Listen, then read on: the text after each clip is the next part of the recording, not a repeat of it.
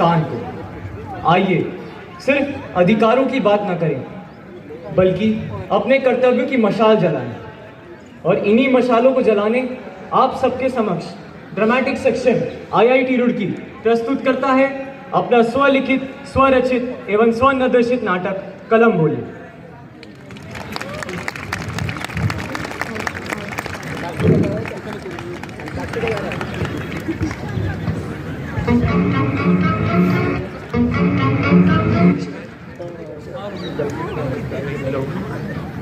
Hello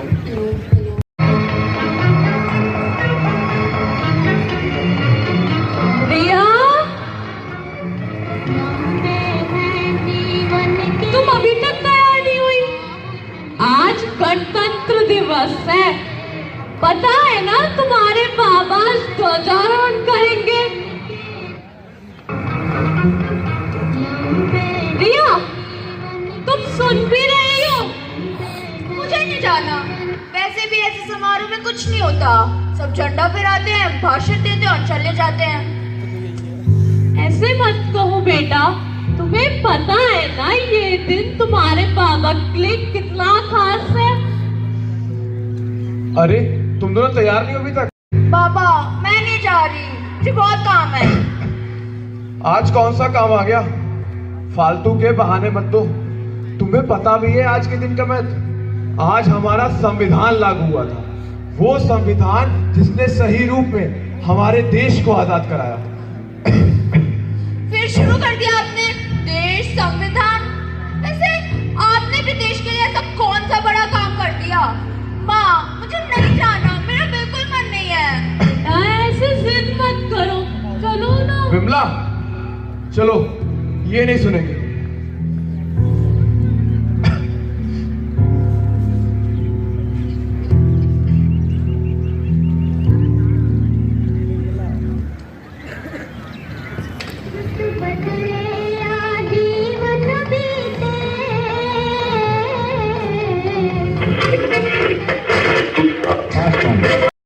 Delhi में संविधान सभा की ऐतिहासिक बैठकें जारी।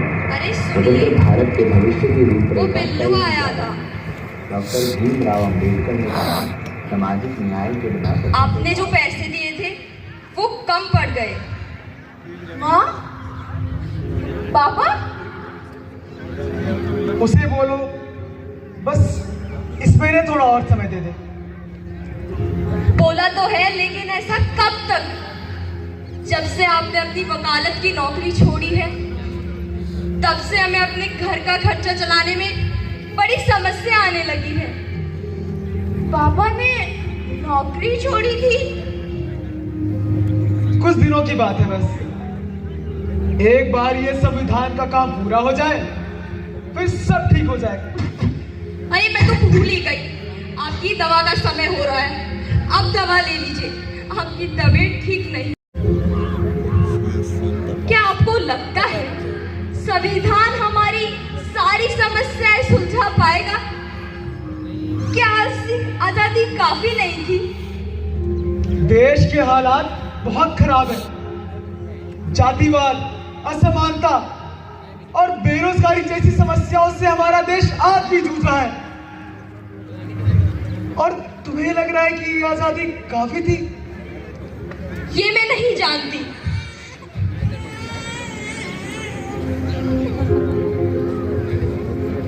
मैंने कुछ लोगों से ये कहते सुना है कि संविधान सभा के सदस्य के घर पे कुछ लोगों ने हमला कर दिया। मन में ये डर लगा रहता है कि हमारे साथ भी कुछ गलत ना हो जाए। आप बताइए, इतनी विविधता से भरा हुआ देश कुछ पन्नों पे लिखी हुई ये संविधान सिर्फ हमें नहीं, पूरे भारत को नई दिशा देगा।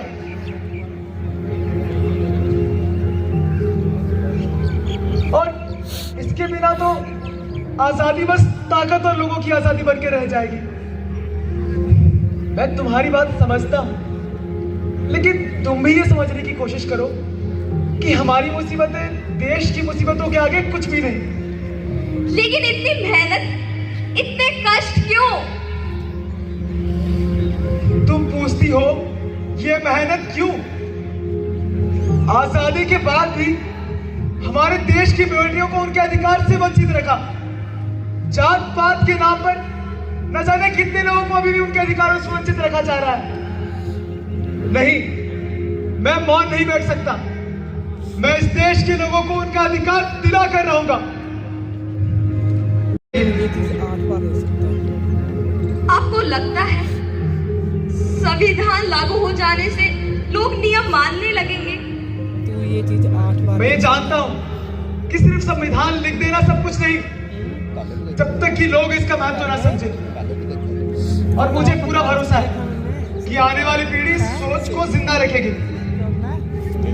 अब मैं चलता हूं, वरना मुझे सभा में जाने में देरी हो जाएगी।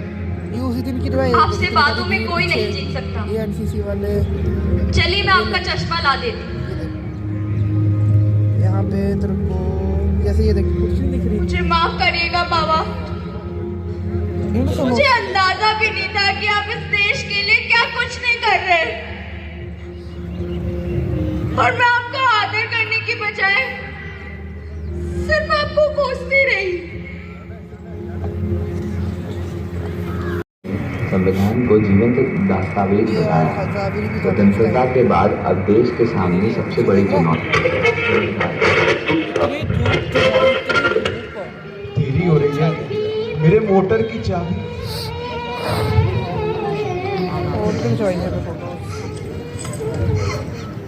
तिरंगा बेटी, क्या हो गया? बाबा, बाबा मुझे माफ करना। मैं आपको कभी समझ ही नहीं पाई। आखिर हुआ क्या? जिस देश में नारी को कमजोर समझा जाता था, आज वो भी पुरुष के साथ कंधे से कंधा मिलाकर चल पा रही है।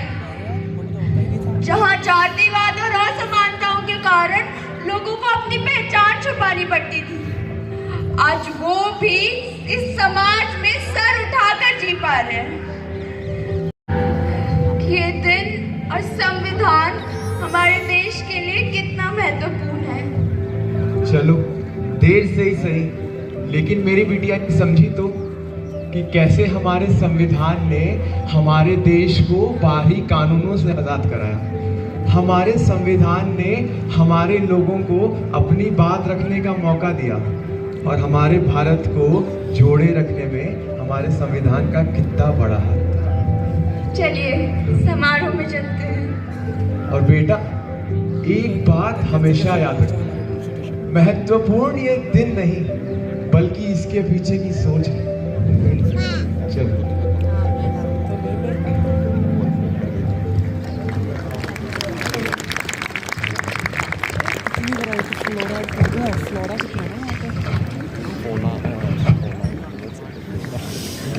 हम आशा करते हैं